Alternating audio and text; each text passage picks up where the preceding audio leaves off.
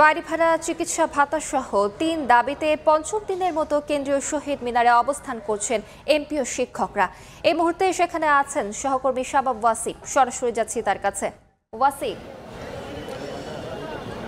লাগাতার কর্মসূচি আজকের মতো স্থগিত করেছে এমপিওভুক্ত শিক্ষকেরা। তারা তাদের যে ৩ দফা দাবি, সেই ৩ দফা দাবি নিয়ে তারা কিন্তু আজকে পঞ্চম দিনের মতো শহীদ মিনার প্রাঙ্গণে তারা অবস্থান করেছেন এবং আজকে তাদের উপদেষ্টা সিআর আবরারের সঙ্গে তাদের বৈঠক হয়েছে এবং বৈঠকের পরে কিন্তু তারা যেই সিদ্ধান্তটা নেওয়া হয়েছে সেই সিদ্ধান্তে কিন্তু তারা সম্মতি জানাননি এবং সেই সিদ্ধান্ত কিন্তু তারা প্রত্যাখ্যান করেছেন। তারা বলেছেন যে আজকের মতো তারা কর্মসূচি এখানে স্থগিত করছেন।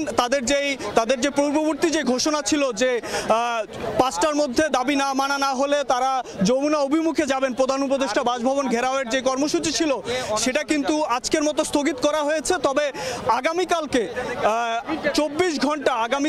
২৪ ঘন্টা কিন্তু তারা আবারও অবস্থান কর্মসূচি ডাক দিয়েছেন এবং তারা এটা স্পষ্ট জানিয়ে দিয়েছেন যে দাবি আদায় না হওয়া পর্যন্ত তারা কিন্তু বাড়িতে ফিরবেন না।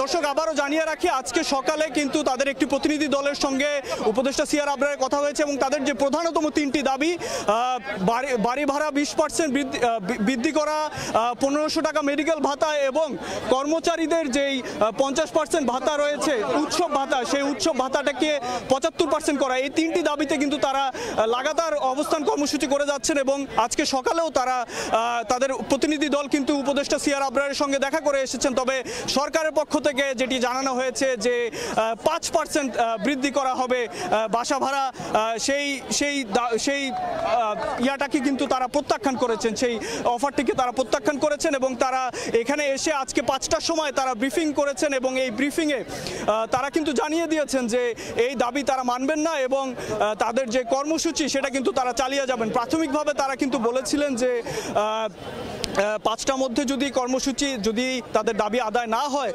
তাহলে কিন্তু তারা উপদেষ্টা বাসভবনের অভিমুখে তারা পদযাত্রা করবেন। তবে সেটি তারা আজকের মতো স্থগিত করেছেন এবং তারা বলেছেন যে আগামীকালকে সারাদিন তারা এখানে লাগাতার অবস্থান কর্মসূচি করবেন এবং এই অবস্থান কর্মসূচি কিন্তু চলমান থাকবে।